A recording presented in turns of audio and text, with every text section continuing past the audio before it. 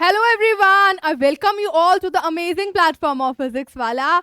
So today we are here to discuss a new chapter in our inorganic chemistry, that is the coordination compounds.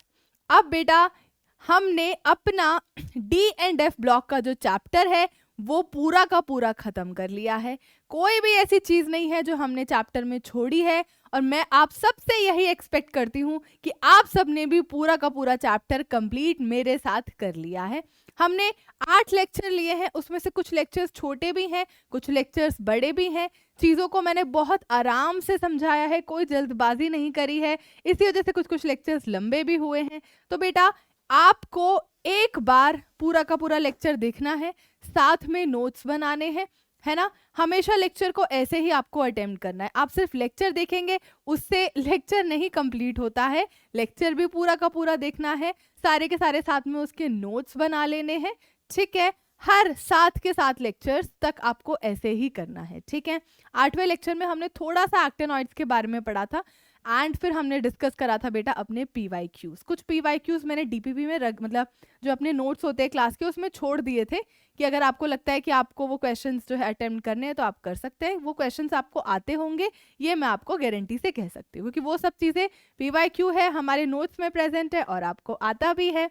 Correct. So my lovely students, I am going to start the coordination compounds chapter today, and that is a very good chapter, very wonderful chapter, one of my favorite chapter, जहाँ पर कुछ भी याद नहीं करना है, मतलब याद तो करना होगा, but there will be a logic behind that, there will be a समझने का concept behind that. तो आपको याद करने में बहुत आसानी रहेगी.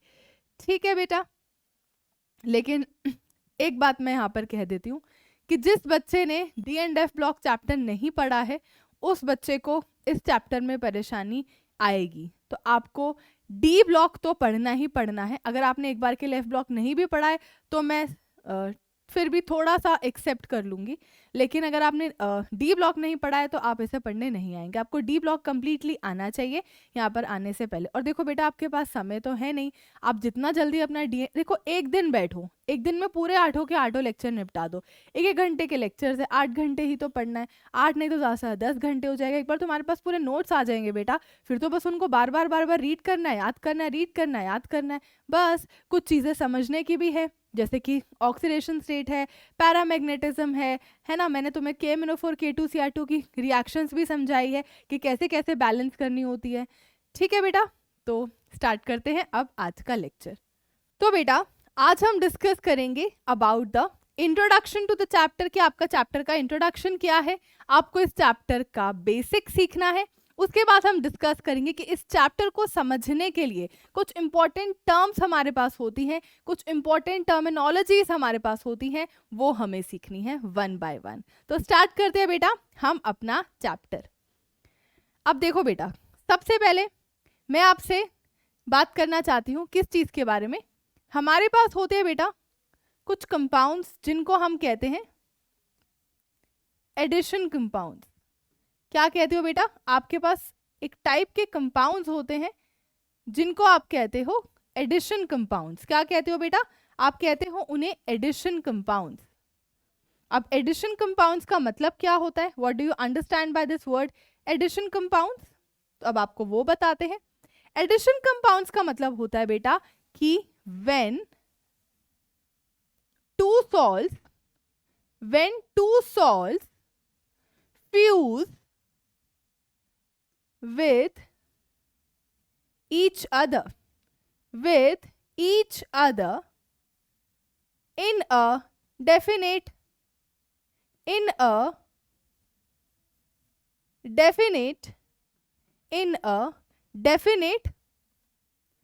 proportion.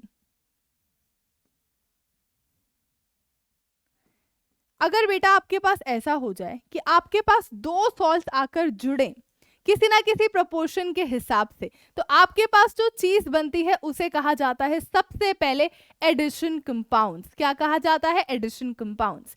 अब ये जो आपके पास आपके एडिशन कंपाउंड्स होते हैं, ये होते हैं आपके पास बेटा 2 टाइप्स के. कितने टाइप्स के होते हैं बेटा, आपके पास होते हैं 2 टाइप्स के, जिसमें से एक आपके पास होता है क्या, एक को बेटा आप बोलते हो डबल सॉल्ट. क्या बोलते हो बेटा? एक को आप बोलते हो double salt. What do you call it as? You call it as double salt. और एक को आप बोलते हो बेटा complex salt. Double salt and a complex salt, है ना. अब ये डबल सॉल्ट और कॉम्प्लेक्स सॉल्ट क्या क्या चीजें हैं ये आपको सीखना है. ठीक है बेटा, मैं साइड में हट गई हूं, आप लिखेंगे इतना. दो टाइप के हमारे पास एडिशन कंपाउंड्स होते हैं. एडिशन कंपाउंड से बेटा एक टाइप ऑफ आपका सॉल्ट ही होता है, लेकिन अब इसके कुछ डिफरेंट टाइप्स हैं. एक है डबल सॉल्ट, एक है कॉम्प्लेक्स कंपाउंड. और आपके पास जो बेसिक मीनिंग है एडिशन कंपाउंड्स का, जब आपके पास दो सॉल्ट्स फ्यूज हो जाए किसी ना किसी रिस्पेक्टिव डेफिनेट प्रोपोर्शन के अंदर. यानी कि अब हम इंडिविजुअली इनके बारे में थोड़ी बात कर लेते हैं कि भाई इधर लिख लेते हैं हम अपना डबल सॉल्ट. बेटा इधर हम लिख लेते हैं अपना double salt. here we are writing as double salt. और यहां हम लिखेंगे अपने कॉम्प्लेक्स सॉल्ट के बारे में. किसके बारे में बेटा? कॉम्प्लेक्स सॉल्ट के बारे में. Double salt, complex salt. Now one by one दोनों के बारे में हम चीजों को डिस्कस करते हैं. तो सबसे पहले आता है बेटा कि डबल सॉल्ट का क्या मतलब होता है. What do you understand by the simple word double salt? अगर ऐसा हो जाए, अगर ऐसा हो जाए when two salts, when two salts fuse together, when two salts fuse together in a, अब आप डेफिनेट मत लिखिए, in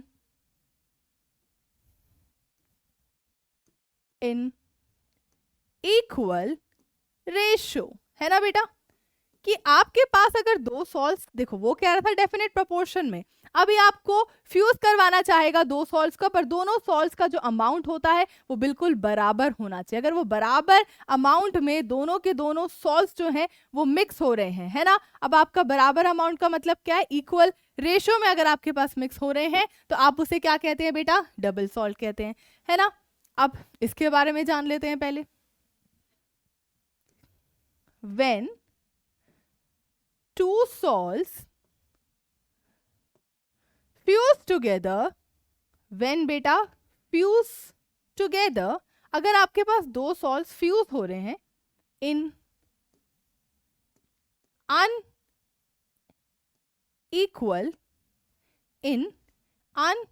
unequal रेशियो, तो उसे आप क्या कहते हैं बेटा? उसे आप कहते हैं डबल सॉल्ट. सबसे पहले ये है इन दोनों की बेसिक डेफिनेशन.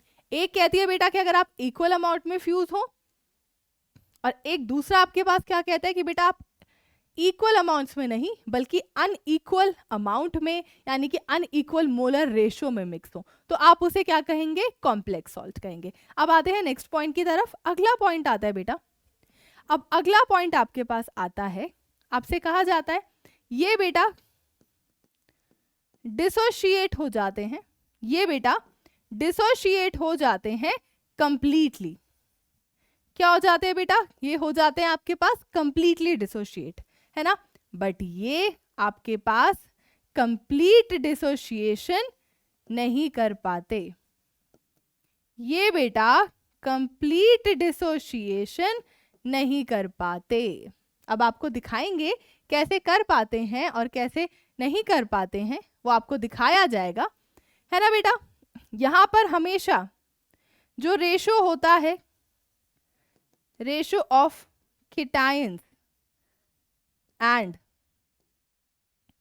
एनायंस जो आपके पास रहता है वो बेटा कुछ इस तरीके से रहता है कि आपके पास दो केटायन एक एनायन होगा, या फिर आपके पास दो एनायन एक केटायन होगा. इस तरीके से बेटा इनके क्या रहते हैं? रेशो रहते हैं. इस बात का क्या मतलब है ये भी मैं अभी आपको समझाऊंगी. हर चीज हम पॉइंट बाय पॉइंट डिस्कस करेंगे. सबसे पहले बेटा आप अपनी एक टेबल बना लो, क्योंकि सवाल यहाँ से कुछ भी पूछा जा सकता है. हम यहाँ पर इवन ये भी लिखेंगे कि every ion gives its individual test,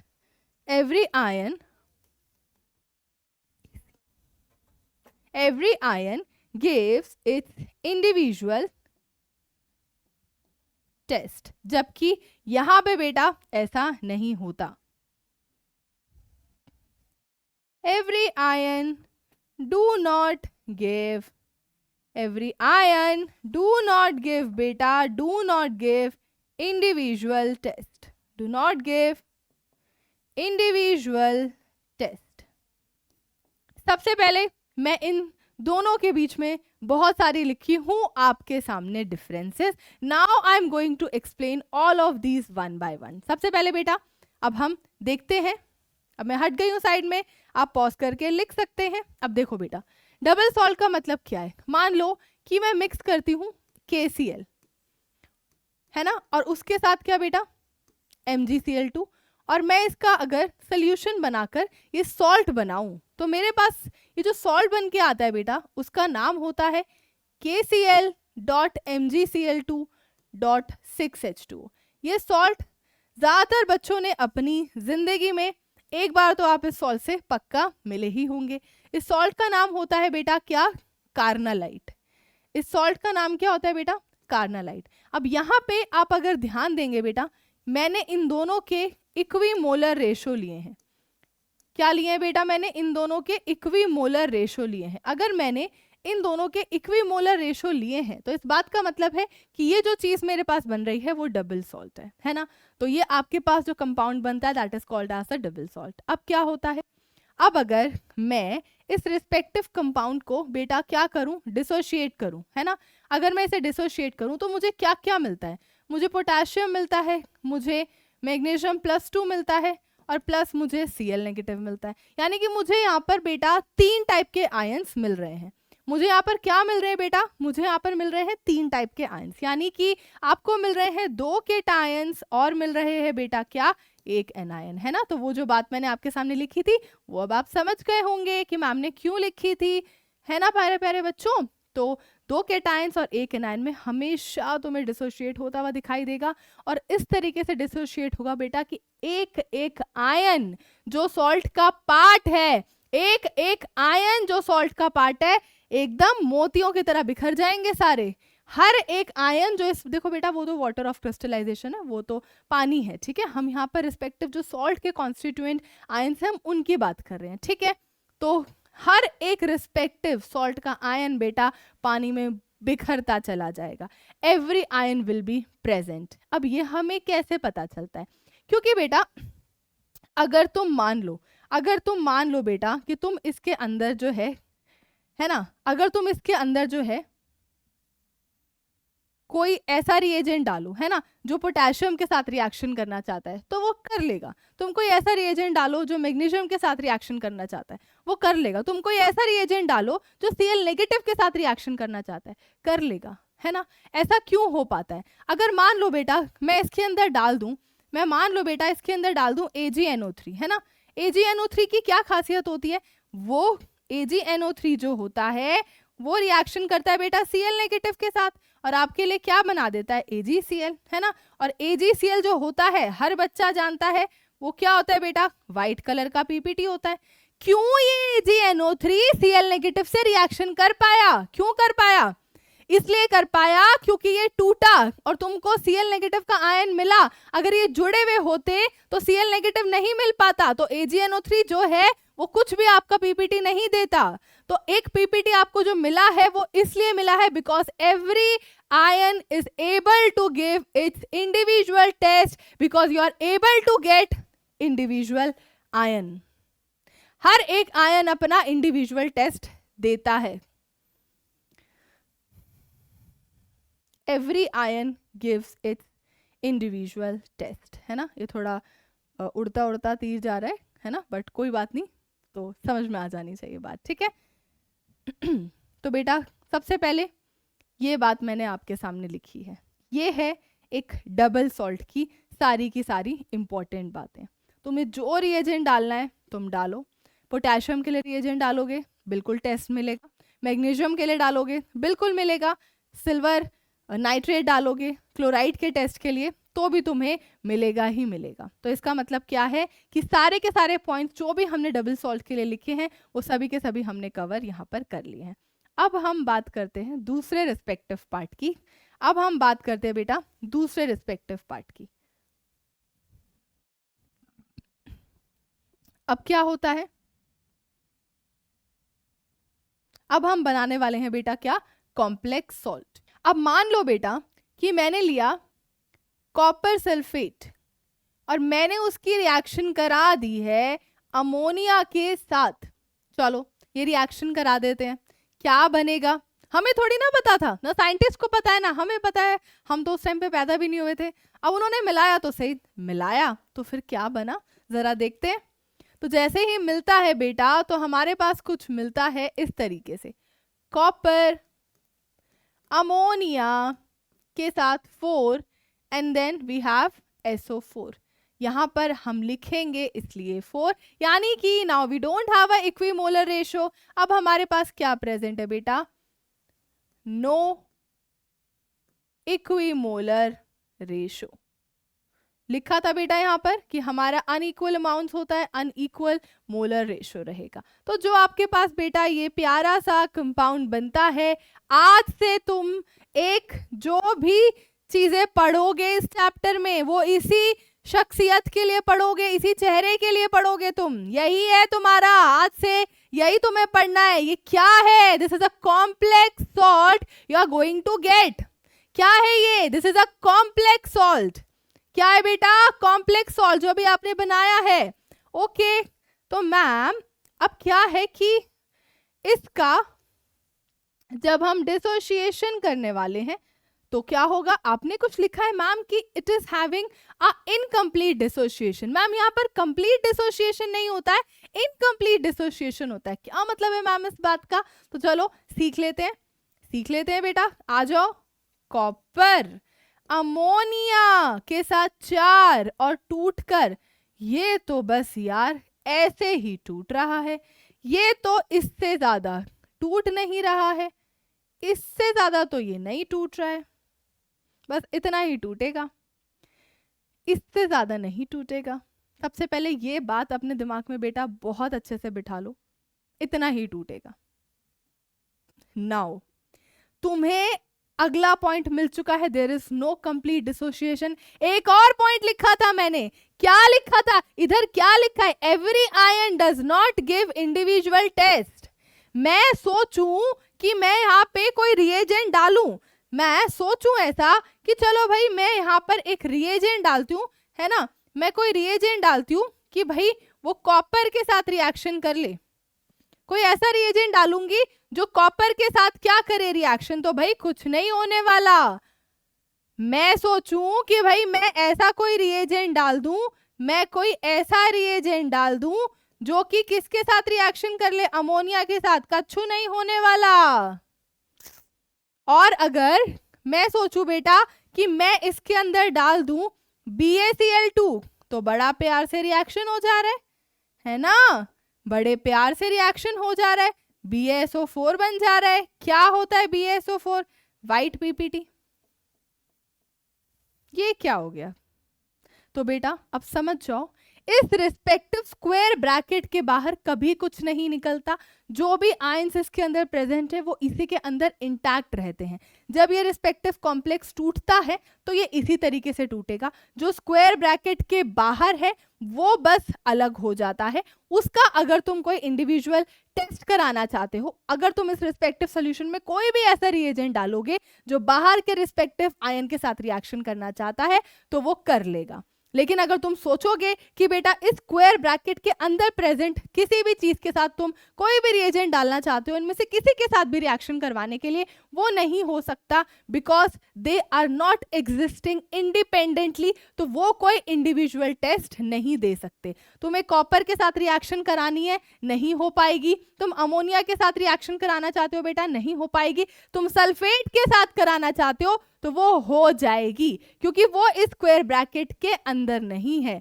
तो ध्यान रहे, every ion does not give its individual test. ये है बेटा आपका अगला point in the differences between the complex salt and the double salt. अब पहले बेटा इतना आप सब लोग लिखेंगे, सभी लोग इतना लिखेंगे बेटा, ये है आपका अगला पॉइंट, इतना सभी बच्चे लिखेंगे। तो बेटा अब हमें जो इस रिस्पेक्टिव चैप्टर के अंदर पढ़ना है, अब हमें बेटा जो इस रिस्पेक्टिव चैप्टर के अंदर पढ़ना है वो हमें इस कॉम्प्लेक्स कंपाउंड के लिए ही पढ़ना है, हमें इस कॉम्प्लेक्स सॉल्ट के लिए ही पढ़ना है ना। हमें जो भी पढ़ना है बेटा इस कॉम्प्लेक्स सॉल्ट के लिए ही पढ़ना है। और आज से तुम इस कॉम्प्लेक्स सॉल्ट को एक नाम दे रहे हो। क्या नाम दे रहे हो? Coordination compound. क्या नाम दे रहे हो? कोऑर्डिनेशन कंपाउंड, जिसके साथ भाई बहुत लोचा है, बहुत सारी चीजें हैं जो अभी हमने डिस्कस करी हैं। Correct, coordination compound. सबसे पहले शुरुआत होती है यहाँ से कि क्या है कोऑर्डिनेशन कंपाउंड्स, कैसे बने थे, क्या हो गया था। So that is the case. अब क्या है बेटा, सबसे पहले हम जानते हैं कि कोऑर्डिनेशन कंपाउंड की बनने की यार थ्योरी क्या है, मतलब क्या हो रहा है अंदर, ये क्या है, ये बीच में एक प्रेजेंट है, ये 4 अमोनिया प्रेजेंट है, मतलब समझ सा नहीं आ रहा है ना। अब तुमने देखो ये कॉम्प्लेक्स अभी देखा था, है ना, अभी तुमने कॉम्प्लेक्स देखा था, कौन सा देखा था बेटा? कॉपर अमोनिया वाला कॉम्प्लेक्स देखा था तुमने अभी, है ना, याद है सबको। अब क्या है बेटा, अब देखो डेफिनेशन देखो, अगर मैं इसको डिफाइन करूं तो, अगर बेटा आप इसको डिफाइन करें तो इसको आप डिफाइन करते हैं ऐसे कि when electron deficient species, which is the metal atom या फिर ion, is getting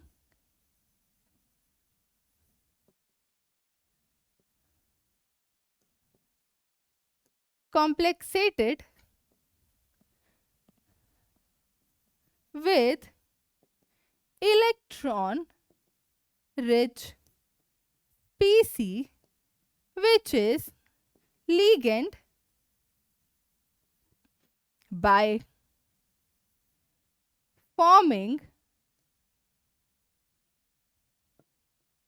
coordinate bond, by forming बेटा कोऑर्डिनेट बॉन्ड। अगर तुम्हारे पास कोई इलेक्ट्रॉन रिच स्पीसी, यानी कि तुम्हारा मेटल एटम और आयन अटैच हो जाए किसी इलेक्ट्रॉन डेफिशिएंट, कोई इलेक्ट्रॉन डेफिशिएंट स्पीसी अटैच हो जाए किसी इलेक्ट्रॉन रिच स्पीसी के साथ, तो जो तुम्हारे पास कॉम्प्लेक्स बनने वाला है उसे तुम कहोगे coordination complex.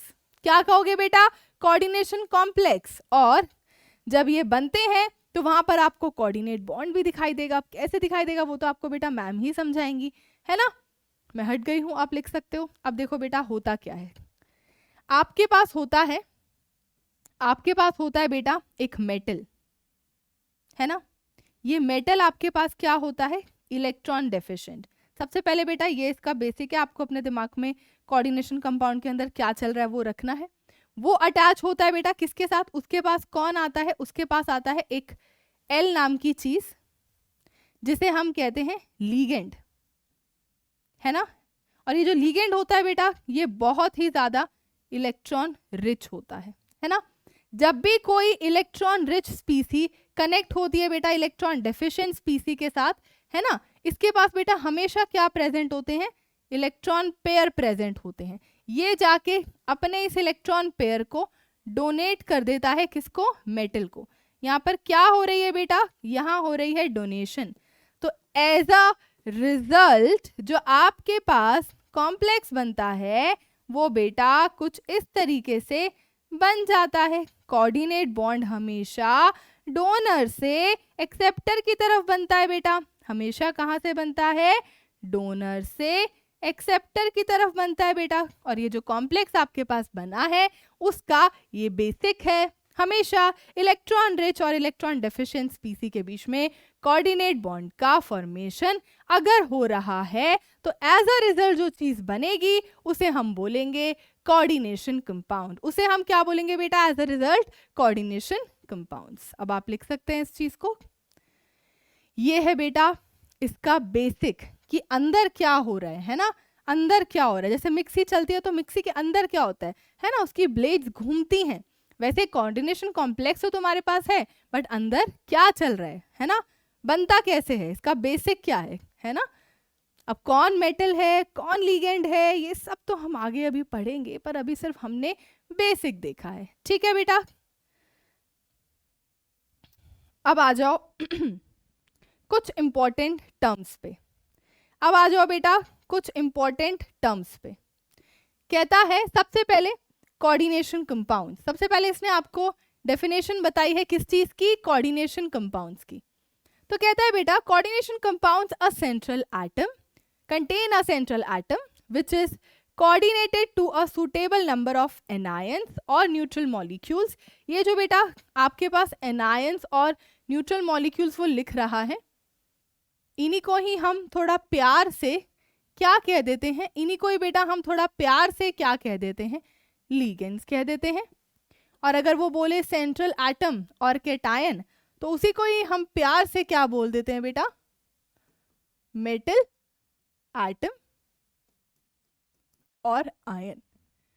called ligands are usually the one which retain their identity in the solution as well as in the solid state। इस बात का क्या मतलब है, यहाँ एक और बात आप ऐड कर सकते हैं, they retain their identity, they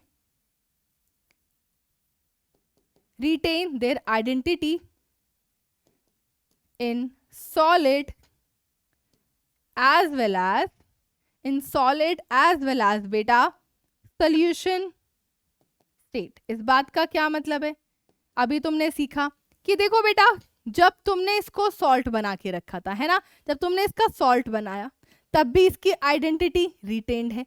तुमने इसको सॉल्यूशन में डाला, इसको तोड़ने की कोशिश करी, तब भी बेटा इसकी आइडेंटिटी रिटेन्ड है। आपने देखा क्या कॉपर और अमोनिया एक दूसरे से अलग हुए, नहीं हुए, ये तो बात हम समझ ही चुके हैं। तो ये पॉइंट भी ध्यान रखना बेटा कि ये अपनी आइडेंटिटी को रिटेन रखते हैं, चाहे आप इनकी सॉलिड स्टेट की बात करो, चाहे आप इनको पानी में डाल दो, इनके सोल्यूशन स्टेट की बात करो, they will retain their identity. इस शब्द का क्या मतलब है, रिटेन देयर आइडेंटिटी। इस शब्द का मतलब है कि ये जो आपके पास प्रेजेंट है, ये जो आपके पास बेटा प्रेजेंट है, ये जो बेटा आपके पास प्रेजेंट है आपका ये कंपाउंड, ये दोनों एक दूसरे से अलग नहीं होंगे, जैसे थे वैसे ही रहेंगे। ये बात आप बिल्कुल अच्छे से अपने दिमाग में बिठाएंगे बेटा। तो ये चीज़ भी यहाँ पर लिखी है, ये चीज़ भी यहाँ पर आपके पास लिखी हुई है। So they written their identity in the solution state as well as बेटा इन द सॉलिड स्टेट। अब कहता है बेटा कि ये जो आपके पास कॉम्प्लेक्सेस होते हैं, ये आपके नेगेटिवली चार्ज्ड भी हो सकते हैं, पॉजिटिवली चार्ज्ड भी हो सकते हैं, और आपके पास न्यूट्रल भी हो सकते हैं, है ना। देखो बेटा ये जो आपके पास कॉम्प्लेक्स है, ये आपके पास क्या है, आपका पॉजिटिवली चार्ज्ड है ना। क्या है बेटा, पॉजिटिवली चार्ज्ड है। ये जो कॉम्प्लेक्स है आपका, ये आपका पॉजिटिवली चार्ज्ड है ना, पॉजिटिवली चार्ज्ड। और ये जो बेटा आपके पास आपका कॉम्प्लेक्स है, ये क्या है, ये है बेटा नेगेटिवली चार्ज्ड। और ये जो बेटा आपका कॉम्प्लेक्स है, इसमें इसके ऊपर कोई भी चार्ज नहीं है, तो ये आपके पास क्या रहेगा, न्यूट्रल।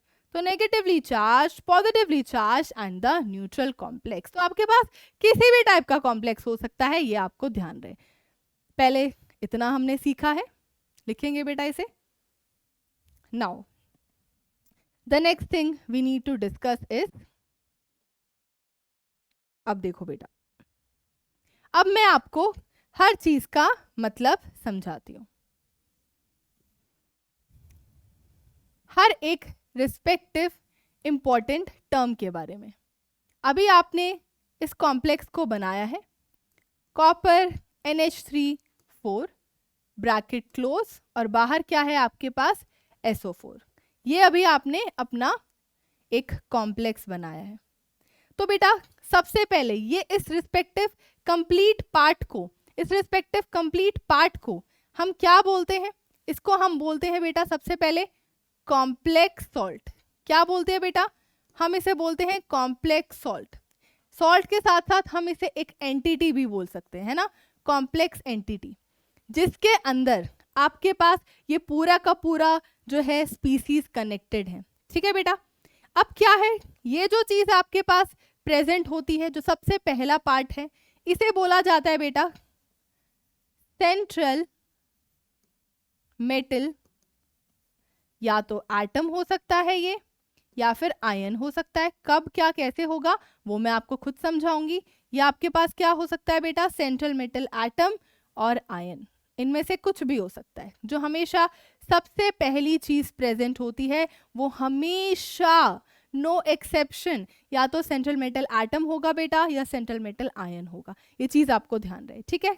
उसके बाद आपके पास ये जो चीज होती है, ये जो चार आपके पास प्रेजेंट है, इनको बोला जाता है बेटा, इनको बोला जाता है लीगेंड्स। इनको क्या बोला जाता है बेटा, इनको बोला जाता है लीगेंड्स। अब लीगेंड्स जो आपके पास होते हैं वो होते हैं बेटा जो इलेक्ट्रॉन रिच स्पीसी होती है। क्या होती है बेटा, इलेक्ट्रॉन रिच स्पीसी होती है, जो अपनी इलेक्ट्रॉन डेंसिटी मेटल एटम को डोनेट करती है। अभी मैं सिर्फ इसे इलेक्ट्रॉन रिच स्पीसी लिख रही हूँ, इसके बारे में हमें बहुत सारा कुछ पढ़ना है, शायद अगला लेक्चर पूरा लीगेंड्स पर ही जाएगा। तो अभी के लिए लीगेंड्स का मतलब क्या है, इलेक्ट्रॉन रिच स्पीसी है जो अपनी इलेक्ट्रॉन डेंसिटी मेटल एटम को डोनेट करती है, जैसे कि मैंने अभी आपको पीछे बताया। ठीक है बेटा, ध्यान रहे। ये जो आपके पास स्क्वायर ब्रैकेट्स होते हैं बेटा, ये जो आपके पास इस तरीके से जो आपके स्क्वायर ब्रैकेट्स होते हैं, ये जो बेटा इस तरीके से आपके स्क्वायर ब्रैकेट्स होते हैं, इनको बोला जाता है बेटा, इनको बोला जाता है कोऑर्डिनेशन स्फीयर। इनको क्या बोला जाता है बेटा, इनको बोला जाता है कोऑर्डिनेशन स्फीयर। क्या बोला जाता है बेटा, कोऑर्डिनेशन स्फीयर। कोऑर्डिनेशन स्फीयर वो पार्ट है जिसके अंदर आपका कॉम्प्लेक्स सॉल्ट का मेन बॉडी प्रेजेंट है। हम पूरे चैप्टर में स्क्वायर ब्रैकेट के अंदर की चीजों के बारे में ही बात करते हैं। ठीक है बेटा, ये आपका कोऑर्डिनेशन स्फीयर है, और ये जो चीज आपके पास प्रेजेंट है यहाँ पर इन ब्रैकेट्स के अंदर है ना, इसे हम बोलते हैं बेटा क्या, आयोनाइजेशन स्फीयर। इसे हम क्या बोलते हैं बेटा, इसे हम बोलते हैं आयोनाइजेशन स्फीयर। सबसे पहले सब चीजों का नामकरण, सबसे पहले बेटा सभी चीजों का नामकरण, इसे क्या बोला जाता है, आयोनाइजेशन स्फीयर। मैं हर चीज के बारे में तुम्हें बहुत डिटेल में बताऊंगी। पहले कौन सी चीज कहाँ पे क्या रिप्रेजेंट कर रही है वो तुम्हें बहुत अच्छे से पता होना चाहिए। ठीक है, सल्फेट लिखा है तो उस पार्ट को क्या कहा जाता है, स्क्वायर ब्रैकेट लिखा है तो उस पार्ट को क्या कहा जाता है, स्क्वायर ब्रैकेट के अंदर सबसे पहले क्या लिखा है उसको क्या कहा जाता है बेटा, उसके बाद में क्या लिखा है उसको क्या कहा जाता है ना। इस पूरी की पूरी जो है एंटिटी को क्या कहा जाता है, हर चीज तुम्हारे सामने लिखी हुई है ना। ये नंबर है, इस नंबर को क्या कहा जाता है, इस नंबर को कहा जाता है बेटा कोऑर्डिनेशन नंबर। इस नंबर को कहा जाता है बेटा कोऑर्डिनेशन नंबर। सबसे पहले हर चीज के बारे में मैंने यहाँ पे लिख दिया है। अब हर चीज की डेफिनेशन देखो, वन बाय वन। मैं हट गई हूँ साइड में, आप इसे बनाएंगे। नाउ बेटा सबसे पहले कोऑर्डिनेशन एंटिटी, सबसे पहले बेटा coordination entity, what do you understand by this word coordination entity. क्या था कोऑर्डिनेशन एंटिटी, ये पूरी की पूरी जो चीज है कॉम्प्लेक्स सॉल्ट या फिर एंटिटी के बारे में वो बात कर रहा है। कहता है a coordination entity constitutes a central metal atom, it constitutes a central metal atom और ion bonded to a fixed number of ions, bonded to a fixed number of ions or molecules that are called as ligand, है ना, that are called as ligands बेटा, है ना। जैसे कि आपके सामने एग्जाम्पल के तौर पे हम बताते हैं, आपका कोई भी कॉम्प्लेक्स हो सकता है बेटा, जैसे हमने अभी लिखा कॉपर NH3 4 और ये आपका सल्फेट आपके लिए एक पूरी कॉम्प्लेक्स एंटिटी है। ठीक है, फिर आता है बेटा central metal atom and ion. फिर आता है बेटा कि सेंट्रल मेटल एटम क्या होता है या सेंट्रल मेटल आयन क्या होता है, सेंट्रल मेटल एटम क्या होता है या बेटा आयन क्या होता है। In a coordination entity the atom ion to which a fixed number of ions groups are bound in a definite geometrical arrangement around it is called the central atom or ion, है ना। अभी सिर्फ और सिर्फ focus इस बात पे करना है कि वो आपसे कह रहा है कोऑर्डिनेशन एंटिटी के अंदर जो एटम आयन है जिसके साथ fix number of ions attached है, इसके साथ अमोनिया अटैच्ड है, इसको क्या बोला जाएगा? इसको बोला जाएगा बेटा आपका सेंट्रल एटम या फिर आयन। क्या बोला जाएगा बेटा इसे? सेंट्रल एटम या फिर आयन।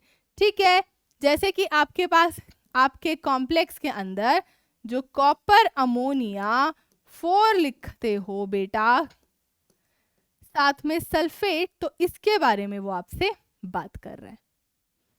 अब नेक्स्ट चीज क्या आती है? मैं साइड में हट गई हूं, आप लिख सकते हैं। नेक्स्ट चीज आती है बेटा आपके पास कोऑर्डिनेशन स्फीयर। नेक्स्ट चीज क्या आती है बेटा आपके पास? कोऑर्डिनेशन स्फीयर, है ना। अब मैंने आपको कोऑर्डिनेशन स्फीयर भी बताया था, है ना। क्या था कोऑर्डिनेशन स्फीयर? जब हम इस तरीके से आपके स्क्वायर ब्रैकेट्स को बनाते हैं, है ना, ये जो आपके स्क्वायर ब्रैकेट्स होते हैं इसको कहा जाता है बेटा कोऑर्डिनेशन स्फीयर। इस इतने पार्ट को कहा जाता है क्या? आपका कोऑर्डिनेशन स्फीयर। ये जो स्क्वायर ब्रैकेट्स हैं इनको तो लिखेंगे बेटा the central atom ion and the ligands are attached to it enclosed in square brackets and are collectively termed as the coordination sphere। ये जो स्क्वायर ब्रैकेट का जो पार्ट है बेटा इसे हम कहेंगे क्या? enclosed in square brackets। तो उसे हम क्या बोलते हैं बेटा? हम उसे बोलते हैं कोऑर्डिनेशन स्फीयर। हर चीज आपके सामने लिखी जा रही है। फिर हम लिखते हैं बेटा काउंटर आयंस क्या होते हैं। अब हम लिखते हैं बेटा काउंटर आयंस क्या होते हैं। What do you called as counter ions? Counter ions होते हैं बेटा the ions present outside the coordination sphere are called as counter ions. देखो बेटा अब आपके पास लिखा है कॉपर अमोनिया 4, है ना। आपने कॉम्प्लेक्स बनाया था बेटा SO4 के साथ। अब अगर मैं इस कॉम्प्लेक्स को तोड़ती हूं तो मुझे क्या मिलता है? 2 पॉजिटिव प्लस बेटा क्या? SO4 2 negative. तो जो भी बेटा आपको चीज टूटकर बाहर दिखाई देती है उसे आप क्या बोलते हैं? उसे आप बोलते हैं बेटा काउंटर आयन। उसे आप क्या बोलते हैं? Counter ion. या फिर आप इसे बोल सकते हैं आयोनाइजेशन स्फीयर। जैसे कि मैंने पीछे आपके सामने लिखा था बेटा, जैसे मैंने पीछे आपके सामने लिखा था, इसे बोला जाता है आयोनाइजेशन स्फीयर।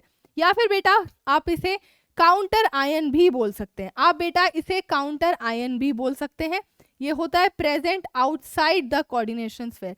बेटा डेफिनेशंस बिल्कुल बढ़िया से दिमाग में बिठानी है। जो चीज भी मैं बोल रही हूँ आपके दिमाग में बिल्कुल क्रिस्टल क्लियर जानी चाहिए, क्रिस्टल क्लियर। ठीक है बेटा, तो आपका जो भी चीज इन स्क्वायर ब्रैकेट्स के बाहर प्रेजेंट है उसे हम काउंटर आयन भी कह सकते हैं, उसे हम आयोनाइजेशन स्फीयर भी कह सकते हैं, दोनों चीजें कह सकते हैं। ठीक है बेटा, ध्यान रहेगा हर बच्चे को। ओके, ध्यान रहे।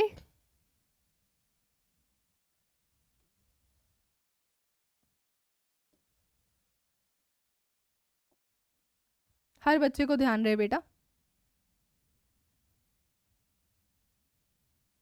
लिखेंगे आप लोग।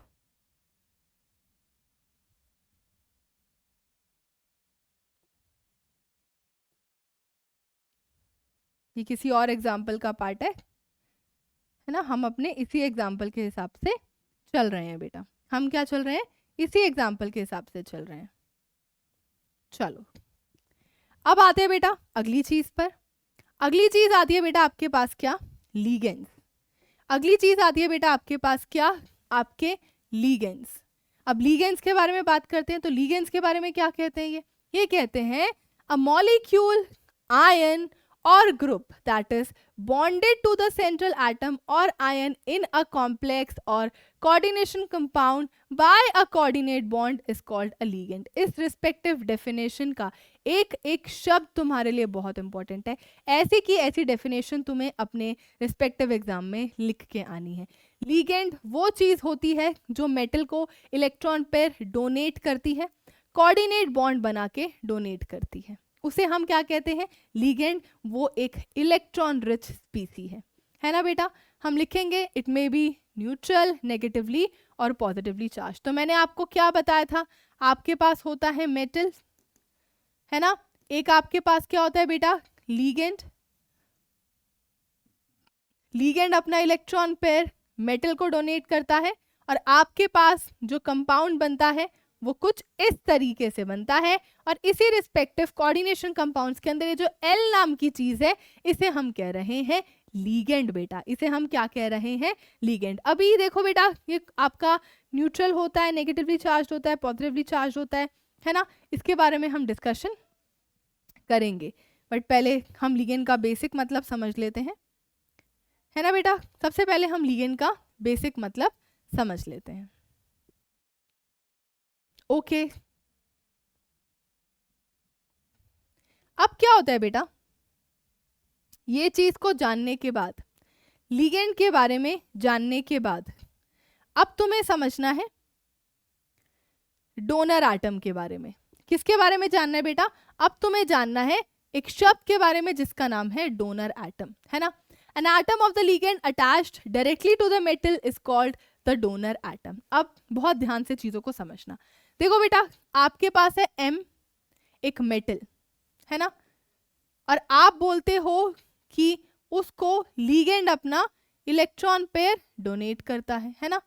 लीगेंड अपना इलेक्ट्रॉन पेयर डोनेट करता है, वो बात तो ठीक है बेटा, लेकिन आपके मेटल के साथ लीगेंड का कौन सा एटम इलेक्ट्रॉन पेयर डोनेट कर रहा है उसकी बात कर रहा है ये। यानी कि ये कह रहा है कि यहाँ पर जो आपका ऑक्सीजन है बेटा, यहाँ पर जो आपका ऑक्सीजन है वो क्या है, डोनर एटम। अब लीगेंड बहुत सारे टाइप के होते हैं, लीगेंड में डिफरेंट टाइप के एटम्स आपको दिखाई देंगे। अब लीगेंड के अंदर ऐसा कौन सा एटम है जो खुद वो रिस्पेक्टिव डोनेशन कर रहा है। हाइड्रोजन तो यहाँ पर कोई डोनेशन नहीं कर रहा, तो वो कोई आपका डोनर एटम नहीं है। वो लीगेंड का पार्ट जरूर है, but that is not the donor atom. Donor atom वो होता है जो मेटल के साथ डायरेक्टली अटैच्ड होता है, जो खुद अपने ऊपर प्रेजेंट इलेक्ट्रॉन डेंसिटी को डोनेट करता है, that is a donor atom.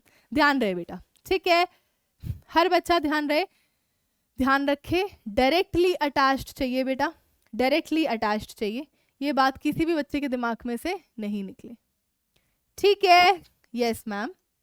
Next आता है बेटा, नेक्स्ट आपके पास आता है कोऑर्डिनेशन नंबर। अब ये कोऑर्डिनेशन नंबर क्या है, अभी तुमने देखो बेटा कॉम्प्लेक्स बनाया है ना, तुमने कॉम्प्लेक्स बनाया है कॉपर अमोनिया 4 और साथ में क्या बेटा, सल्फेट। अब तुम ये नंबर जो देखते हो ना बेटा, ये जो तुम्हारा नंबर होता है, इस नंबर को ही हम क्या कहते हैं, इस नंबर को ही हम कहते हैं बेटा सबसे पहले तो coordination number. Coordination number Cn of a metal ion in a complex can be defined as the number of ligand donor atoms to which the metal is directly bonded. Ligand के अंदर कितने डोनर एटम मेटल के साथ attached हैं। मैं बोल रही हूं, मैं फिर से बोल रही हूं कि नंबर ऑफ कितने डोनर एटम लीगेंड के मेटल के साथ अटैच्ड हैं, है ना। क्या मतलब ma'am, what do you mean by this respective statement. देखो बेटा, यहां पर जो कॉपर है ना, एक अमोनिया यहां है, एक बेटा अमोनिया यहां है, एक बेटा अमोनिया यहां है, तो एक बेटा अमोनिया यहां है। अब क्या हो रहा है, तुम्हें एक डोनेशन यहां दिखाई दे रहा है, तुम्हें बेटा एक डोनेशन यहां दिखाई दे रहा है, तुम्हें एक डोनेशन यहां दिखाई दे रहा है, तो तुम्हें एक डोनेशन यहां दिखाई दे रहा है, तुम्हें इस तरीके से 4 डोनेशन दिखाई दे रहे हैं। कितना डोनेशन दिख रहा है, 4 डोनेशन। लीगेंड कितने डायरेक्टली अटैच्ड हैं आपके सेंट्रल एटम के साथ, 4। सिर्फ यही बात बोल के कोऑर्डिनेशन नंबर की डेफिनेशन को हम एंड नहीं कर सकते। अभी चैप्टर में आगे चलते कोऑर्डिनेशन नंबर की बहुत सारी टाइप की डेफिनेशंस आएंगी जो कि ट्रिक से मैं तुम्हें याद कराऊंगी, बट अभी के लिए लीगेंड कितने रिस्पेक्टिव अटैच्ड है या तो इससे याद रखो, या फिर लीगेंड के अंदर कितने डोनर एटम्स तुम्हें दिखाई दे रहे हैं जो मेटल के साथ अटैच्ड है, उससे याद रखो। जैसा तुम्हें सही लगे वो डेफिनेशन अपनी पकड़ लो। कितना कोऑर्डिनेशन नंबर है बेटा, 4 है। कितना कोऑर्डिनेशन नंबर है, 4 है। अभी हम बहुत सारी बातें करेंगे कोऑर्डिनेशन नंबर के बारे में चैप्टर के आगे चलते, फिलहाल के लिए सिर्फ हम बेसिक की बात कर रहे हैं बेटा। अब आता है आपके पास एक और टर्मिनोलॉजी जिसका नाम होता है बेटा कोऑर्डिनेशन पॉलीहेड्रन। Coordination polyhedron. अब देखो बेटा, लिगेंड मेटल के साथ अटैच्ड है, बट वो ऐसे किसी भी तरीके से अटैच नहीं हो जाता, वो एक डेफिनेट ज्योमेट्रिकल अरेंजमेंट के हिसाब से मेटल के साथ प्रेजेंट होता है ना बेटा। ऐसा नहीं है कि कोई भी कहीं भी प्रेजेंट होगा। जैसे कि फॉर एग्जाम्पल तुमने अभी अपना ये कॉम्प्लेक्स देखा, तुमने बेटा अभी अपना ये कॉम्प्लेक्स देखा, कौन सा कॉम्प्लेक्स देखा तुमने? देखा कॉपर था, उसके साथ क्या था बेटा? अमोनिया था। कितने थे? 4 थे, 2 पॉजिटिव, है ना। अब पता है बेटा इसका स्ट्रक्चर जो बनेगा ना, इसका जो स्ट्रक्चर बनता है वो ऐसे ही बनता है ना। इसका जो स्ट्रक्चर होता है ना बेटा वो ऐसे ही बनता है ना।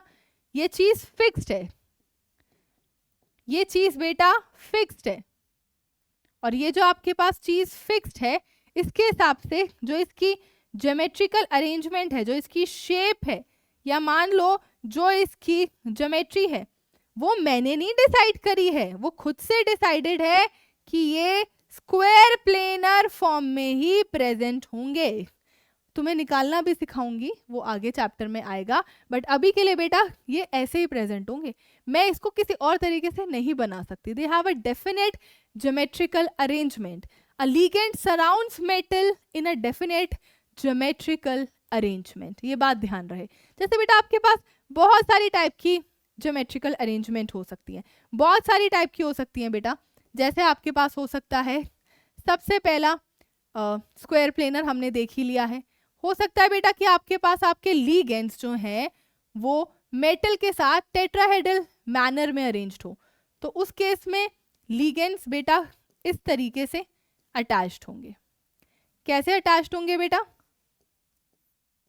इस तरीके से अटैच्ड होंगे। या हो सकता है बेटा टेट्राहेड्रल ना हो, वो हो बेटा ट्राइगोनल, ट्रायंगुलर, बाय पिरामिडल बेटा। या हो सकता है कि बेटा वो इस फॉर्म में अटैच्ड हो। किस फॉर्म में? ट्रायंगुलर बाय पिरामिडल के फॉर्म में अटैच्ड हो, यानी कि एम बीच में रहेगा, एल ऊपर, एल नीचे, एक एल यहाँ पे और 2 एल यहाँ पे, है ना। इस तरीके से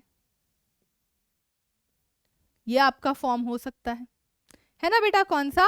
triangular bipyramidal, triangular bipyramidal बेटा। इस तरीके से भी लिगेंड मेटल के आसपास डेफिनेट ज्योमेट्री में प्रेजेंट हो सकते हैं। और क्या हो सकता है बेटा? और जो आपके पास मेनली जो पाए जाते हैं, फिर एक होता है बेटा आपके पास ऑक्टाहेड्रल, है ना। मेन बेटा आपको जो आपके सिलेबस में दिखाई देंगे वो यही होंगे, तो हम इन्हीं के बारे में ही बात करते हैं, बाकियों की हमें ज़रूरत नहीं है। वैसे तो देखो बेटा, आप जब केमिकल बॉन्डिंग पढ़ते हो तो आप बहुत सारी टाइप के अरेंजमेंट्स को पढ़ते हो, बट हमारे इस चैप्टर में हमें इतना ही चाहिए। तो डिफरेंट डिफरेंट आपकी अरेंजमेंट्स होती हैं, डिफरेंट डिफरेंट बेटा आपकी अरेंजमेंट्स होती हैं कि लीगेंड और मेटल किस तरीके से बॉन्डिंग बेटा बना सकते हैं, लीगेंड और मेटल किस तरीके से बेटा बॉन्डिंग बना सकते हैं। लिखेंगे बेटा, सभी बच्चे लिखेंगे।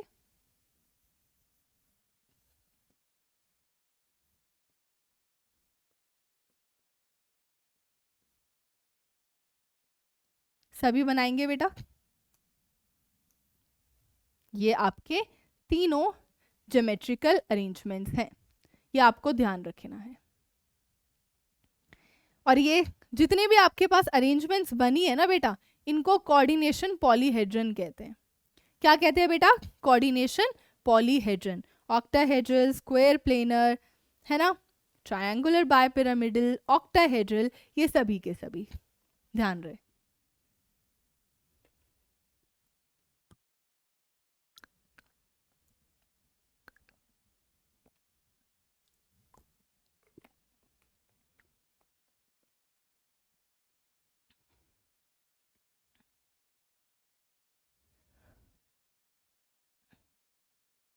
चलते हैं बेटा आगे की तरफ।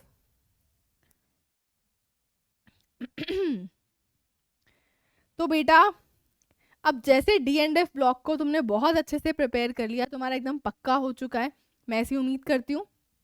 वैसे ही अपने कोऑर्डिनेशन पे भी बहुत अच्छी कमांड बना के रखो, बहुत इजी चैप्टर है, बहुत स्कोरिंग भी है ना, बिल्कुल भी ढील नहीं देनी है इस चैप्टर में, बिल्कुल भी किसी भी तरीके की। ये हो गया बेटा। अब चलते हैं आगे। अब आता है बेटा charge on the complex ion. क्या आता है बेटा? Charge on the complex ion. यानी कि कहता है the charge on the complex ion is equal to the algebraic sum of the charges on all the ligands coordinated to the central metal atom. देखो बेटा, सिंपल सी बात कह रहा है कि आपके पास जो कॉम्प्लेक्स होते हैं, जैसे कि यही आपका कॉम्प्लेक्स है ना। अब आपने इस कॉम्प्लेक्स को तोड़ा, जैसे बेटा आपने इस कॉम्प्लेक्स को तोड़ा, आपके पास क्या बनता है? कॉपर NH3 2 पॉजिटिव प्लस बेटा आपके पास क्या? SO4 2 negative. ये आपके पास आपका कॉम्प्लेक्स बनता है। इस कॉम्प्लेक्स पर कौन सा चार्ज है बेटा? 2 पॉजिटिव का चार्ज है, तो ये पॉजिटिवली चार्ज कॉम्प्लेक्स है। तो charge on the complex ion, complex जो आपके पास है उस आयन के ऊपर क्या चार्ज प्रेजेंट है? 2 पॉजिटिव। अब एक और हम लेते हैं एग्जांपल। जैसे आपसे मैं बोलूं आपके पास एक कॉम्प्लेक्स प्रेजेंट है K4 FeCN6 बेटा, इस टाइप का आपके पास एक कॉम्प्लेक्स है। अब आप इसे तोड़ो, तो तोड़ोगे बेटा तो कैसे टूटेगा? 4 के पॉजिटिव में टूटेगा, और ये किस में टूटेगा? FeCN6 4 negative. तो क्या चार्ज है बेटा इस पर? नेगेटिव का चार्ज है, यानी कि ये आपका नेगेटिवली चार्ज कॉम्प्लेक्स आयन है। ऑलरेडी वैसे मैं इस चीज के बारे में तुम्हें बता चुकी हूँ, ऑल्दो बट स्टिल। अब नेक्स्ट आपके पास क्या आता है बेटा? ऐसा भी हो सकता है कि आपके पास कोई कॉम्प्लेक्स ऐसा हो जो कि कोई चार्ज उसके ऊपर ना हो, कि वो क्या हो बेटा? न्यूट्रल हो। क्या हो बेटा? न्यूट्रल। तो ये आपका पॉजिटिवली चार्ज हो सकता है।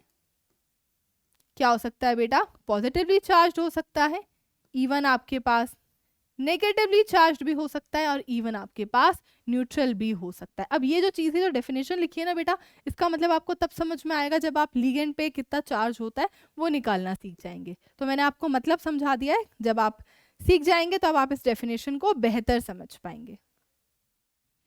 अब आते हैं बेटा होमोलेप्टिक एंड हेट्रोलेप्टिक कॉम्प्लेक्सेस पे। इस बात का क्या मतलब है? देखो, ऐसा हो सकता है बेटा कि तुम्हारे पास किसी कॉम्प्लेक्स के अंदर, ऐसा हो सकता है बेटा कि तुम्हारे पास किसी कॉम्प्लेक्स के अंदर सेम टाइप ऑफ लिगेंड्स हो, है ना, same he type of ligands हो बेटा, सिर्फ एक ही टाइप के लिगेंड्स प्रेजेंट हो, तो उसे आप क्या कहते हैं? Homoleptic complex. जैसे यही था बेटा, यही था, है ना। अब तुम्हारे पास 4 अमोनिया प्रेजेंट है और चारों के चारों सेम ही है ना, चारों के चारों बेटा अमोनिया ही है, तो इसको क्या बोला जाएगा? होमोलेप्टिक। जबकि अगर तुम बात करोगे हेट्रोलेप्टिक की, तो हेट्रोलेप्टिक का मतलब होता है बेटा एक ऐसा कॉम्प्लेक्स, है ना बेटा, एक ऐसा कॉम्प्लेक्स जिसके अंदर डिफरेंट टाइप के लिगेंड्स प्रेजेंट हो, जिसके अंदर क्या हो बेटा? जिसके अंदर different types of ligands present हो, जिसके अंदर क्या हो बेटा? Different types of ligands present हो। जैसे कि फॉर एग्जाम्पल हमारे पास हो सकता है बेटा कोबाल्ट अमोनिया 4 Cl2 पॉजिटिव, ऐसा आपके सामने एक कॉम्प्लेक्स लिखा है ना। तो अब इसके अंदर बेटा आपके पास 4 तो अमोनिया है एंड आपके पास 2 Cl नेगेटिव प्रेजेंट है, यानी कि आप कह सकते हैं कि आपके पास different type of ligands present है। ठीक है बेटा, ये है होमोलेप्टिक एंड हेट्रोलेप्टिक का एग्जाम्पल। ओके बेटा, ध्यान रहेगा ये चीज, होमोलेप्टिक एंड हेट्रोलेप्टिक। अब आते हैं बेटा फिर से हम, अब तुम सारी की सारी जो बेसिक टर्मिनोलॉजीज हैं वो सब के सब तुम सीख चुके हो, और बेटा बहुत ही अच्छे से तुम सीख चुके हो। अब ये सब चीजें तुम्हें पता है लीगेंस क्या है लीगेंस, कहाँ पे प्रेजेंट है, कोऑर्डिनेशन स्फीयर क्या है, कहाँ पे प्रेजेंट है, आयोनाइजेशन स्फीयर क्या है, कहाँ पे प्रेजेंट है, क्या उसका मतलब होता है, कोऑर्डिनेशन नंबर का मतलब क्या है, सेंट्रल मेटल एटम क्या है, कॉम्प्लेक्स सॉल्ट पूरी की पूरी एंटिटी क्या है। तो हर चीज़ का मतलब आपको यहाँ पे बहुत अच्छे से पता होना चाहिए। ठीक है बेटा, अब चलते हैं हम आगे। अब जो इस चैप्टर का वो है, कहते हैं ना जैसे घर की नींव, जैसे हमारा घर पूरा कौन संभालता है, हमारी पूरा का पूरा घर हमारी मम्मी संभालती है ना। तो मम्मी हमारे घर का सबसे इंपॉर्टेंट हिस्सा होती है। वैसे इस पूरे के पूरे चैप्टर का सबसे इंपॉर्टेंट हिस्सा है लीगेंस। लीगेंस जिस बच्चे को नहीं आते, लीगेंस जिस बच्चे को नहीं पता है, नहीं समझ रहा है, तो वो बच्चे को बहुत प्रॉब्लम आएगी इस चैप्टर को करने में, इस चैप्टर के क्वेश्चंस को अटेम्प्ट करने में। ठीक है बेटा, तो लीगेंस का मतलब बहुत अच्छे से आपको सीखना है, बहुत ही अच्छे से। ठीक है बेटा, तो सबसे पहले हर एक पॉइंट को डिस्कस कर लेते हैं।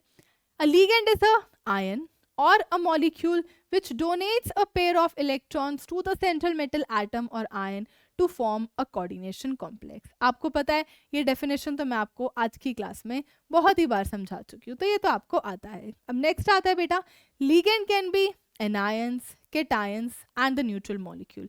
लीगेंड्स किसी भी टाइप के हो सकते हैं, एनायन, केटायन, न्यूट्रल, कुछ भी, है ना। Ligands are the Lewis bases. Lewis bases वो चीज़ें होती है बेटा, लुईस बेसिस वो चीज़ें होती हैं जो कि लुईस बेसिस का दूसरा नाम है इलेक्ट्रॉन रिच, है ना। लुईस बेसिस का मतलब होता है बेटा इलेक्ट्रॉन रिच, जो डोनेट कर सकता है इलेक्ट्रॉन पेयर, जो इलेक्ट्रॉन रिच। अभी तुम रिच हो तभी तो ना पैसे डोनेट कर पाओगे, अब खुद ही हम लोग तरस रहे हैं तो किसी और को कैसे डोनेट करेंगे। तो लुईस बेसिस यानी कि इलेक्ट्रॉन रिच स्पीसी होते हैं लीगेंड्स, इसलिए वो अपनी इलेक्ट्रॉन डेंसिटी मेटल को बहुत ही आराम से डोनेट कर सकते हैं। ठीक है बेटा, and central metal atom viewed as a Lewis acid. तो अब लुईस एसिड कौन होते हैं बेटा, सिंपल सी बात है, जिनके पास इलेक्ट्रॉन्स की कमी हो, यानी कि जो क्या हो बेटा, इलेक्ट्रॉन डेफिशिएंट हो, है ना।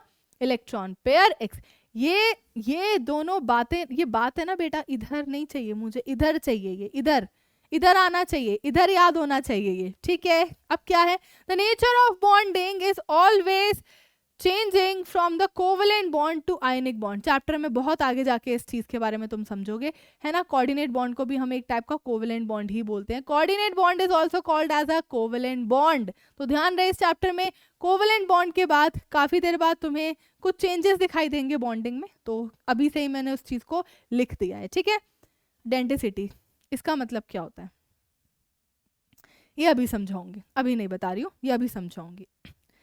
अब देखो बेटा, सबसे पहले अब सीखो, मैम को तो मज़ा आता है पढ़ाने में, वो तो बेटा लिख के ही आता है, मैम को मज़ा लिख के ही आता है पढ़ाने में, है ना। अब देखो, अब बोलें कि भाई लीगेंड की बात कर रहे हैं, है ना। किसकी बात कर रहे हैं यार, हम बात कर रहे हैं लीगेंड की, है ना। हम 1000 बार लीगेंड का मतलब आप समझ चुके हैं। अब लीगेंड्स को ना बेटा हमें क्लासिफाई करना होता है। लीगेंड्स को हमें क्या करना होता है, इसके हमें डिफरेंट क्लासिफिकेशन पढ़ने हैं। हमें क्या पढ़ने हैं बेटा, डिफरेंट क्लासिफिकेशन। अब देखो, तुम इसको क्लासिफाई कर सकते हो किस तरीके से, तुम इसे क्लासिफाई कर सकते हो on the basis of charge, है ना। तुम इसे क्लासिफाई कर सकते हो बेटा सबसे पहले on the basis of charge. On the basis of charge तुम इसे क्या कर सकते हो, क्लासिफाई। यानी कि तुम्हारे जो लीगेंड्स होते हैं बेटा, वो नेगेटिवली चार्ज भी हो सकते हैं, है ना। तुम्हारे जो लीगेंड्स है बेटा वो पॉजिटिवली चार्ज भी हो सकते हैं, और तुम्हारे जो लीगेंड्स है बेटा वो न्यूट्रल भी हो सकते हैं। इन तीनों में से कोई भी टाइप हो सकता है आपके पास, कोई भी टाइप, है ना। अब जैसे कि अब मैं तुमसे बात करूं, जैसे बेटा मैं तुमसे बात करूं, सबसे पहले बात करते हैं नेगेटिवली चार्ज की। तो अगर बेटा आपका लीगेंड नेगेटिवली चार्ज है तो उसके एग्जाम्पल आपके पास हो सकते हैं, जैसे कि F नेगेटिव, OH नेगेटिव, है ना बेटा, Br negative, O2 negative, O22 negative. ये आपके पास बहुत सारे रिस्पेक्टिव क्या प्रेजेंट है बेटा, आपके पास बहुत सारे रिस्पेक्टिव ऐसे आयंस प्रेजेंट है। अब इन सब को हम लीगेंड कह रहे हैं क्योंकि आपको पता है इलेक्ट्रॉन रिच स्पीसी लोएस्ट बेस को पहचानने का तरीका है भाई या तो आपके पास हो नेगेटिव चार्ज या हो आपके पास लोन पेयर। सबके पास नेगेटिव चार्ज है, सब बहुत इलेक्ट्रॉन रिच है, सबके सब लीगेंड कहलाएंगे, सबके सब लीगेंड कहलाएंगे। ठीक है, तो अब बेटा तुम इसका नाम क्या पढ़े हो, तुम इसका नाम पढ़े हो तुम इसे कहते हो बेटा क्या, फ्लोराइड, है ना। बचपन से फ्लोराइड पढ़ रहे हैं, हाइड्रोक्साइड पढ़ रहे हैं, क्या पढ़ रहे हैं, हाइड्रोक्साइड पढ़ रहे हैं, क्या पढ़ रहे हैं, ब्रोमाइड पढ़ रहे हैं, है ना। फिर क्या पढ़ रहे हैं बेटा, सुपर ऑक्साइड पढ़ रहे हैं, है ना। इसको क्या पढ़ रहे हैं बेटा, परऑक्साइड पढ़ रहे हैं। ऐसे ऐसे कुछ नाम हम पढ़ रहे हैं इनके। पर अब इस चैप्टर में तुम ये नाम नहीं याद रखोगे। नेगेटिवली चार्ज लिगेंड का नाम का जो सफिक्स होता है उसमें या तो तुम ओ लगाओ या फिर तुम आइडो लगाओ। अब तुम्हारा नाम तुम्हारी मर्जी के हिसाब से नहीं लिखा जाएगा या फिर जो तुम पढ़े हो उसके हिसाब से नहीं लिखा जाएगा। अब बेटा नामकरण कुछ और ही होंगे, अब बेटा नामकरण कुछ और ही होंगे। या तो लिखो बेटा इसको तुम फ्लोरो या लिखो बेटा तुम इसको फ्लोराइडो, तुम्हें जो अच्छा लगे वो लिखो। पर अब तुम इसे फ्लोराइड नहीं बोल सकते क्योंकि रूल्स है हमारे पास कुछ लिगेंड्स के नाम के, वो नाम के रूल्स हमें बहुत अच्छे से याद होने चाहिए। कोई भी नेगेटिवली चार्ज लिगेंड है तो उसके आखिर में आइडो लगाओ या ओ लगाओ, नहीं तो बात नहीं बनेगी। ठीक है, अगला कौन है बेटा, हाइड्रोक्साइड। या तो लिखो बेटा हाइड्रोक्सो या लिखो बेटा हाइड्रोक्साइडो या फिर क्या लिखो बेटा हाइड्रोक्साइडो। फिर क्या आता है बेटा, या तो लिखो ब्रोमो या लिखो ब्रोमाइडो, या तो लिखो बेटा ब्रोमो या लिखो ब्रोमाइडो। फिर क्या लिख सकते हो, अब आप सिंपल लिख सकते हो सुपर ऑक्साइडो लिख दो बेटा, फिर आप लिख दो परऑक्सो या फिर परऑक्साइडो। ज्यादा आपसे आइडो वाले ही नाम आपके सामने आपको दिखाई देंगे तो अब मैं आइडो के हिसाब से ही बताऊंगी। ठीक है, सुपर ऑक्सो भी लिख सकते हो, परऑक्सो भी लिख सकते हो। तो बेटा ये सब आपको ध्यान रहे। सबसे पहले मैंने आपके सामने हर चीज लिखी है regarding the negatively charged ligands, regarding the बेटा नेगेटिवली चार्ज लिगेंड्स। अब आपके पास जो लिगेंड है वो बेटा क्या हो सकते हैं, वो पॉजिटिवली चार्ज भी हो सकते हैं, है ना बेटा। वो क्या हो सकते हैं, पॉजिटिवली चार्ज भी हो सकते हैं। जैसे कि मैम, जैसे कि बेटा NO2 पॉजिटिव, है ना बेटा, NO पॉजिटिव, है ना। आपके पास हो सकता है बेटा NH2 NH3 पॉजिटिव, है ना। अब इनके जो जो नाम है वो आपको ध्यान रखने हैं, है ना। अब इसको कहा जाता है बेटा पॉजिटिवली चार्ज लिगेंड हमेशा जो सफिक्स होता है बेटा उसके साथ जो सफिक्स लगता है वो हमेशा EM लगता है। जो सफिक्स लगता है बेटा वो क्या लगता है आपके साथ, हमेशा EM। तो आप इसे लिख सकते हो बेटा, आप इसे लिख सकते हो। तो नाम है बेटा इनके, इसका नाम आपके पास रहता है नाइट्रोनियम। क्या नाम रहता है बेटा, नाइट्रोनियम। इसका नाम होता है बेटा नाइट्रोसोनियम और इसका नाम होता है बेटा हाइड्राजीनियम। ये जो भी नाम है बेटा आज ही इनको बहुत अच्छे से याद कर लेना क्योंकि तुम्हारे सामने बहुत बार आएंगे, बहुत बार रिपीट होंगे। आज ही इन्हें बहुत अच्छे से याद कर लेना। ठीक है बेटा, पॉजिटिवली चार्ज हो चुके हैं। उसके बाद अब सीखो कौन सा बेटा, न्यूट्रल। अब न्यूट्रल में ना बेटा कोई ऐसा रूल नहीं है कि आपको कुछ सफिक्स लगाना है, बट न्यूट्रल के ना अपने सेल्फ नेम्स होते हैं, है ना। इनके खुद के कुछ सेल्फ नेम्स होते हैं, इनके खुद के ही कुछ अपने ही नाम होते हैं, है ना। जैसे कि बेटा आपके पास हो सकता है क्या, अब H2O है बेटा तो वाटर बोलते हो, NH3 है तो अमोनिया बोलते हो, CO होता है तो कार्बन मोनोऑक्साइड बोलते हो, CS होता है तो कार्बन सल्फोक्साइड बोलते हो, है ना। अब क्या होता है कि आप इनके नामों को कुछ और तरीके से लिखेंगे। इसको लिखोगे बेटा अब तुम एक्वा, इसको लिखोगे बेटा तुम अमीन, और with double M, single M नहीं है, डबल एम है। इसे तुम अब से कार्बोनिल बोलोगे, और इसको बेटा तुम थायो कार्बोनिल बोलोगे। ये नाम आपको बहुत ही अच्छे से याद होने चाहिए, बहुत ही अच्छे से बेटा, ठीक है। तो सबसे पहले बेटा, सबसे पहले मैंने तुम्हारे सामने जो क्लासिफिकेशन करा है, सबसे पहले जो मैंने तुम्हारे सामने क्लासिफिकेशन करा है, the first classification is on the basis of charge. सबसे पहला क्लासिफिकेशन बेटा on the basis of charge होता है। नाउ वी हैव बेटा, now we have the classification on the basis of denticity, है ना, on the basis of denticity, on the basis of denticity बेटा, on the basis of denticity। अब ये क्या बला है, जरा सीखते हैं। तो इसको सीखने से पहले तुम एक चीज के बारे में जानो जिसे हम कहते हैं क्या, डेंटिसिटी। अभी मैंने तुम्हें बेटा डेंटिसिटी की डेफिनेशन लिखवाई थी, है ना, यहां पर थी। क्या होता है बेटा, डेंटिसिटी का मतलब होता है, it is defined as the number of ligating atoms present in ligand is called as denticity. Ligating, linking atoms present in the ligand, है ना, ligating atoms present in the ligand. Ligand के अंदर कितने atoms हैं जो metal के साथ बेटा अटैच्ड होंगे, है ना। क्या लिखूं, डेंटिसिटी, वो तो थी लिखित डेफिनेशन, अब मैम समझाएंगी अपने तरीके से, है ना।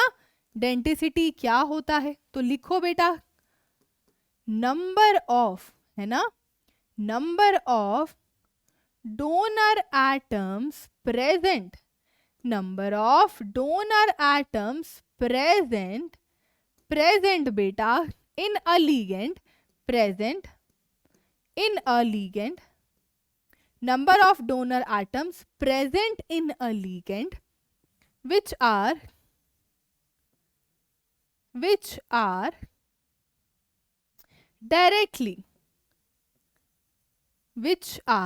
directly attached to metal atom। ये है बेटा आपके पास क्या, denticity, number of donor atoms present in a ligand which are directly attached to the metal atom. या फिर आप लिख सकते हैं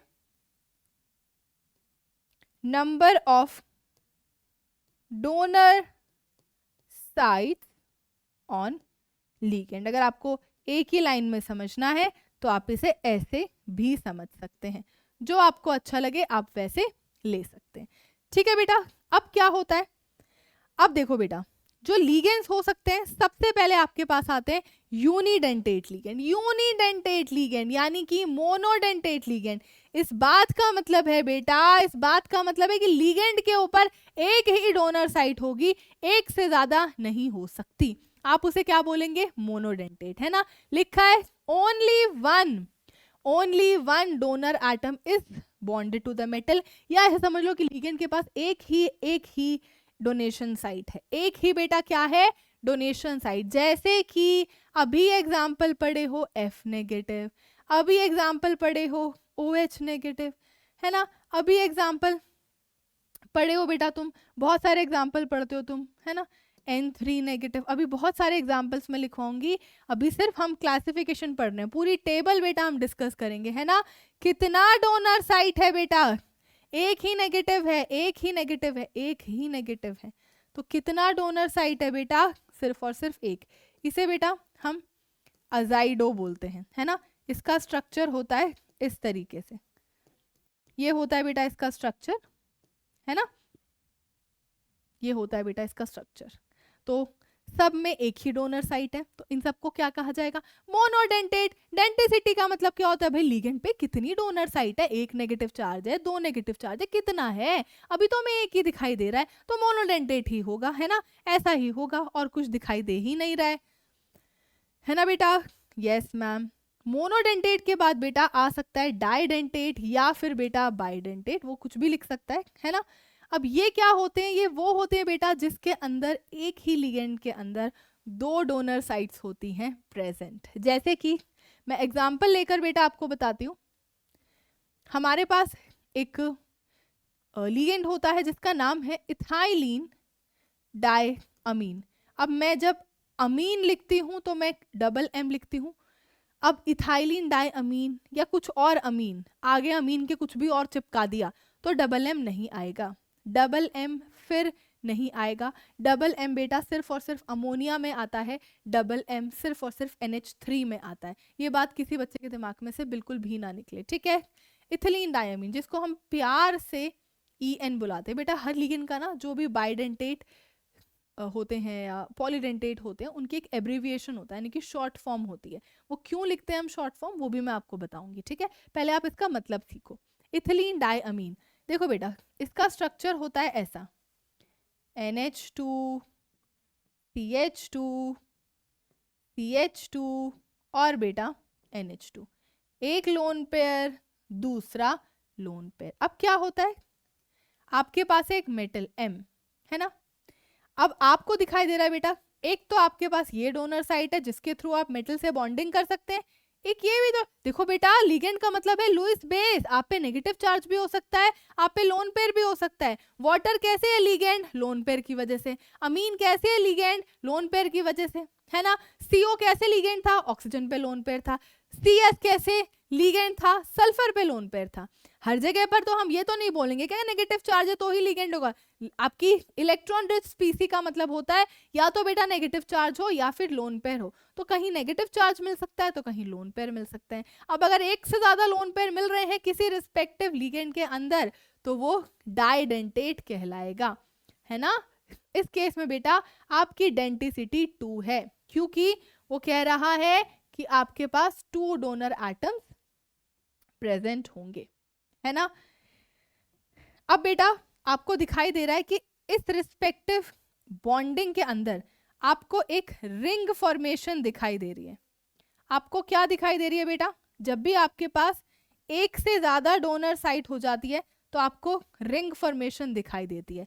और जब भी रिंग फॉर्मेशन होती है, इस फिनोमेना को है ना, जब भी रिंग फॉर्मेशन होगी तो इस फिनोमेना को हम कहेंगे चिलेशन।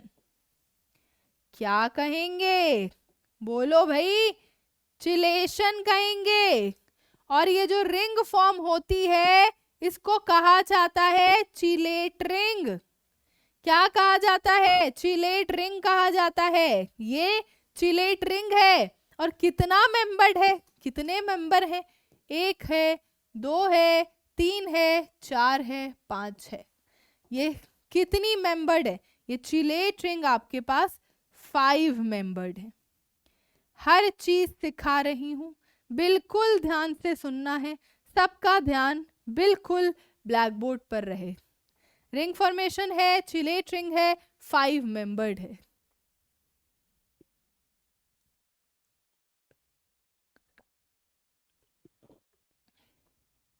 ठीक है बेटा? देखो, जब भी तुम्हारे पास बाइडेंटेट लिगेंड होगा ना बेटा, जब भी बेटा बाइडेंटेट लिगेंड होगा तो रिंग फॉर्मेशन तो होगी होगी, है ना? क्योंकि मेटल तो बीच में प्रेजेंट है, दो डोनर साइड से कनेक्ट करेगा तो रिंग तो बनेगी ही बनेगी, चिलेशन तो होगी ही होगी, है ना?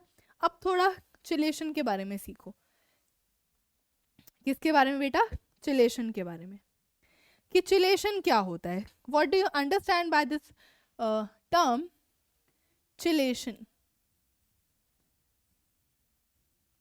बहुत बार आपके सामने आएगा और बेहद इंपॉर्टेंट टर्म भी है। चिलेशन का मतलब होता है बेटा ड्यूरिंग कॉम्प्लेक्स फॉर्मेशन, ड्यूरिंग बेटा complex formation, during complex formation between, है ना बेटा, between, during complex formation between metal and ligand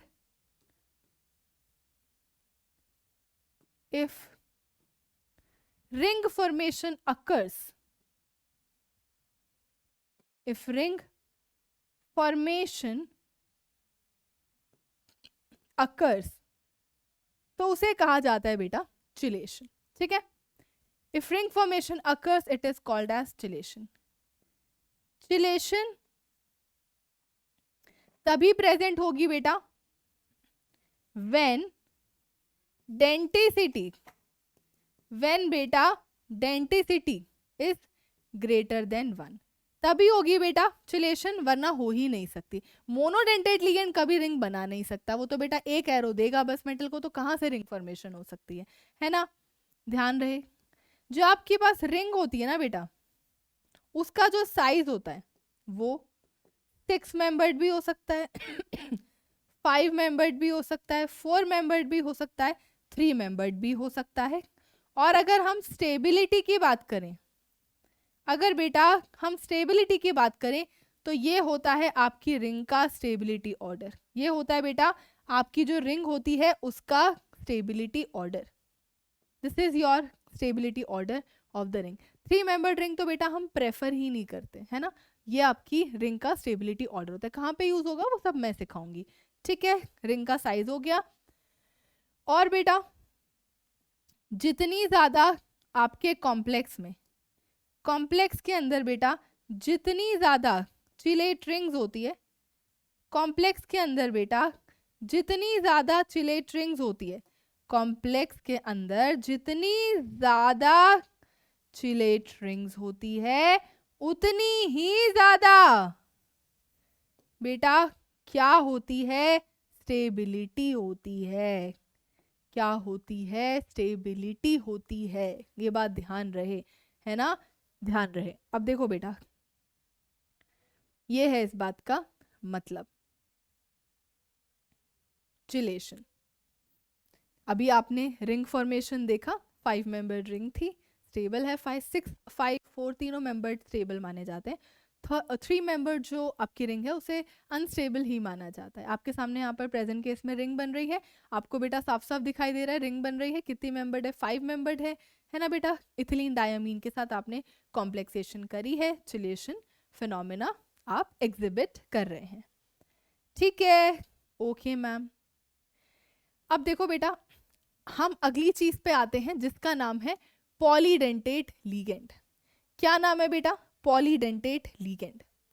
अब जो आपके पास पॉलीडेंटेट लीगेंड होते हैं बेटा वो होते हैं जिनके पास सेवरल डोनर एटम्स प्रेजेंट हो, है ना। बहुत सारे टाइप के आपके पास क्या प्रेजेंट हो, डोनर एटम्स प्रेजेंट हो। एक नहीं, दो नहीं, उससे बहुत सारे ज्यादा टाइप के नंबर्स में डोनर एटम्स प्रेजेंट हो, तो उसको हम पॉलीडेंटेट कहते हैं। जैसे आपके पास ट्राइडेंटेट हो सकता है, टेट्राडेंटेट हो सकता है, पेंटाडेंटेट हो सकता है।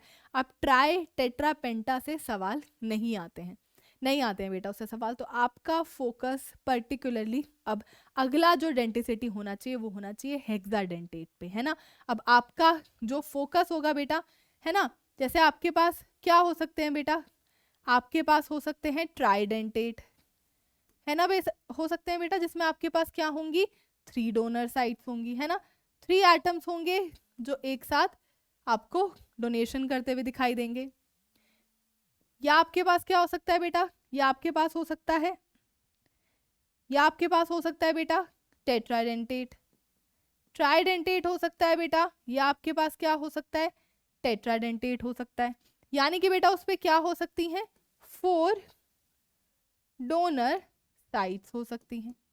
या आपके पास हो सकता है बेटा क्या, पेंटाडेंटेट, क्या हो सकता है बेटा, पेंटाडेंटेट, जिसमें आपके पास हो सकती है 5 डोनर साइट्स बेटा। क्या हो सकती है, आपके पास हो सकती है 5 डोनर साइट्स। तो इस तरीके से आपके पास ये सब प्रेजेंट होते हैं। लेकिन बेटा हमारे बोर्ड्स में ना इन पर से सवाल आते नहीं है, तो आपको इनमें दिमाग नहीं लगाना है।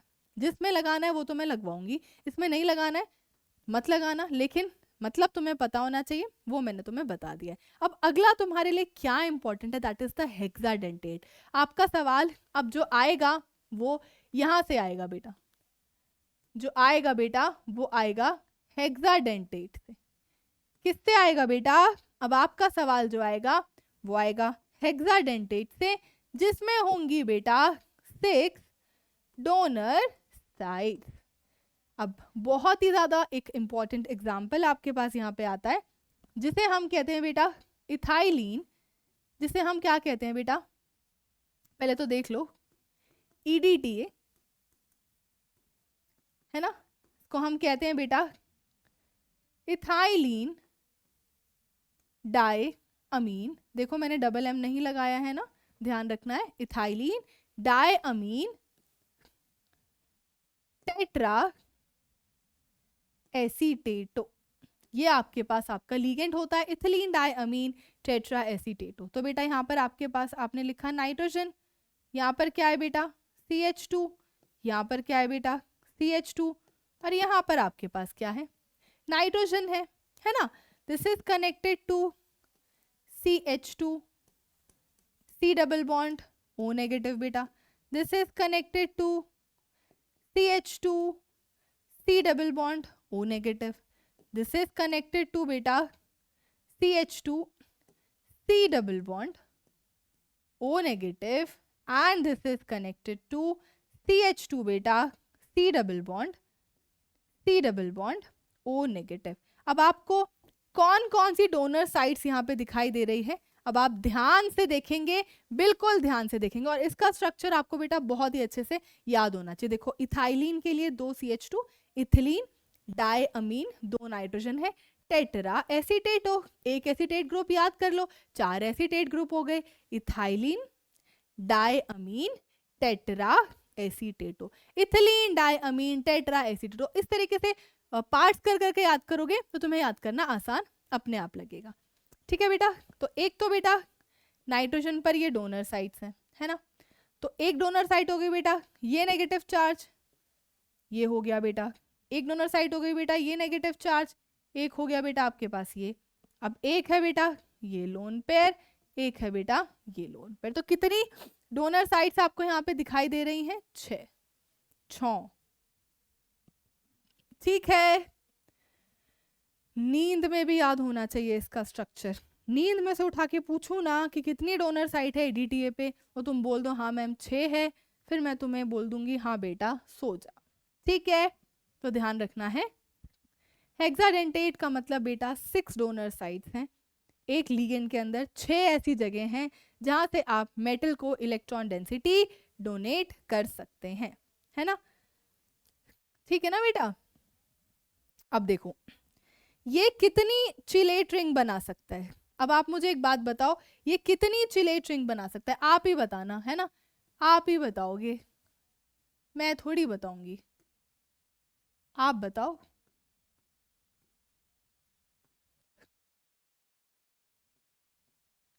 मैं बना रही हूं, आप बताना, है ना बेटा।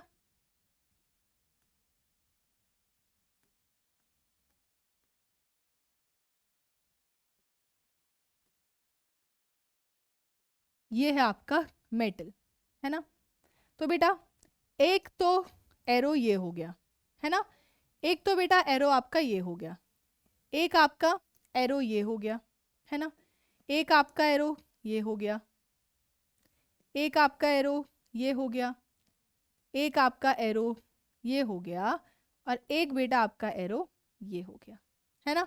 ये डिफरेंट डिफरेंट टाइप के आपको एरो दिखाई दे रहे हैं जो मेटल को इलेक्ट्रॉन डेंसिटी डोनेट होते हुए दिखाई दे रहे हैं। एक ring, 2 ring, 3 ring, 4 ring, 5 ring. कितनी चिलेट रिंग्स थी, पूछेंगे आपसे, कितनी चिलेट रिंग्स थी। ईडीटीए ने मेटल्स के साथ बॉन्डिंग करी, ईडीटीए ने मेटल के साथ बॉन्डिंग करी, तो भाई बताओ कितनी चिलेट रिंग्स थी। तुम्हारा आंसर आया कि मैम 5 थी, है ना, ध्यान रहेगा। यस मैम, ये बेटा आपसे पूछा जा सकता है, ठीक है। अब अगर अपन नीट और जेई में चले जाते हैं तो हर रिंग का मेंबर भी पूछ लेते हैं, बोर्ड्स में मेंबर नहीं पूछते, इसलिए मैं तुम्हें नहीं बता रही हूँ, ठीक है। बोर्ड्स में नहीं पूछते हैं तो इसलिए मैं आपको मेंबर नहीं बता रही हूँ बेटा, है ना, ध्यान रहे। अब क्या आता है बेटा, अब आपके पास आता है इसके बाद अगली चीज। अब हम एक क्वेश्चन कर लेते हैं पहले, उसके बाद हम आगे चलेंगे।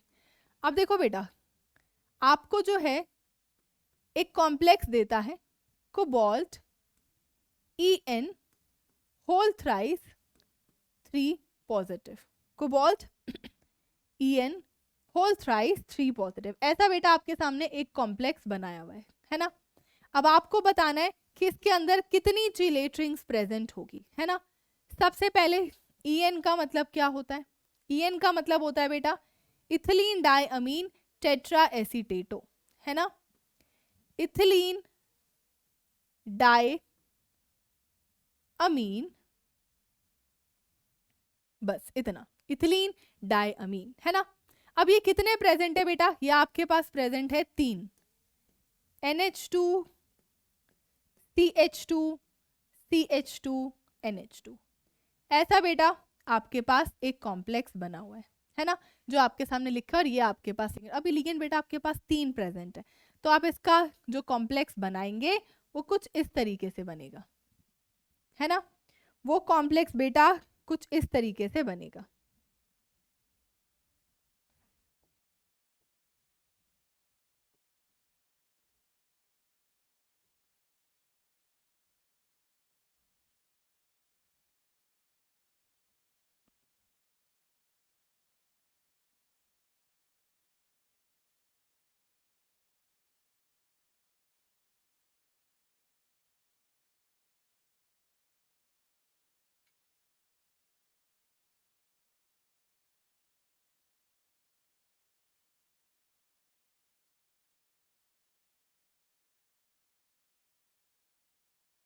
ये बेटा इस तरीके से आपके पास एक कॉम्प्लेक्स बनेगा, जिसमें से एक पार्ट को मैं ऐसे आपको बना के दिखा देती हूँ। आप बॉन्ड लाइन स्ट्रक्चर्स तो जानते ही हैं, तो ये कॉम्प्लेक्स कुछ इस तरीके से आपको दिखाई दे रहा है। अब मैं लास्ट आज के लिए आपसे एक सवाल पूछूंगी, आज की क्लास का लास्ट सवाल। अभी तुम्हें इस चीज में परेशान नहीं होना है, मैम ये रिंग कहाँ से आई, मैम ये क्या है, मैम ये नाम, मैम ये En, सब मेरा काम है सिखाने का, वो सब तुम्हें चैप्टर में आगे चलते चलते सब पता चल जाएगा। फिलहाल के लिए मैंने तुम्हारे सामने एक कॉम्प्लेक्स बनाया है, मुझे बस इतना बता दो बेटा कि इस कॉम्प्लेक्स के अंदर कितनी चिलेट रिंग्स हैं। मुझे बस तुम इतना बता दो कि इस कॉम्प्लेक्स के अंदर कितनी चिलेट रिंग्स है, तो तुम्हारा आंसर होना चाहिए बेटा 3। एक ये चिलेट रिंग है, एक ये चिलेट रिंग है, और एक ये चिलेट रिंग है, 3 चिलेट रिंग्स है। अब मैं तुमसे पूछ रही हूँ कि इसमें से ये बताइए कि इन चिलेट रिंग्स के एक रिंग में कितने मेंबर्स हैं, बताइए बेटा। तो आपको साफ साफ पता चल रहा है कि 1 रिंग, एक रिंग के अंदर बेटा कितने मेंबर हैं, 5 मेंबर्स हैं। एक रिंग के अंदर कितने मेंबर्स हैं बेटा, 5 मेंबर्स प्रेजेंट है। तो ये सवाल आपसे पूछा जा सकता है, आपके सामने वो बस ऐसा स्ट्रक्चर बना के आपको दे देगा और आपसे पूछेगा कितनी चिलेट रिंग्स हैं, कितना मेंबर है, तो आप बहुत ही प्यार से बता सकते हैं, ठीक है बेटा। तो अब हम इसी के साथ ही बेटा आज का लेक्चर खत्म करते हैं, और लीगेंड्स के बारे में बहुत सारी बातें हैं जो हमें कल डिस्कस करनी है, जो कि हम कल डिस्कस करेंगे, ठीक है बेटा। तो यहाँ तक आपको जितना भी मैंने आज इंट्रोडक्शन बताया है, बेसिक टर्मिनोलॉजीज बताई है, उनको आपको बहुत अच्छे से करना है। आप चाहें तो एक बार एनसीईआरटी की बेटा रीडिंग भी कर सकते हैं, जितना अभी तक पोर्शन हो गया है उसके रिस्पेक्ट में। ऑब्वियसली एनसीईआरटी में बहुत सी चीज़ें आपको अभी कम भी दिख सकती हैं, हम एनसीईआरटी से थोड़ा सा ज़्यादा ही आपको बताते हैं, है ना। बट अगर आपको बस डेफिनेशंस पढ़नी है तो आप पढ़ सकते हो, नहीं भी पढ़ते हो तो कोई प्रॉब्लम नहीं है, तुम यही की यही डेफिनेशंस अपनी बोर्ड्स में लिख कर आओगे, बट तुम्हें हर चीज़ का मतलब बहुत अच्छे से पता होना चाहिए, ठीक है बेटा। तो इसी पॉजिटिविटी के साथ हम खत्म करते हैं आज का lecture. Thank you so much for attending the lecture.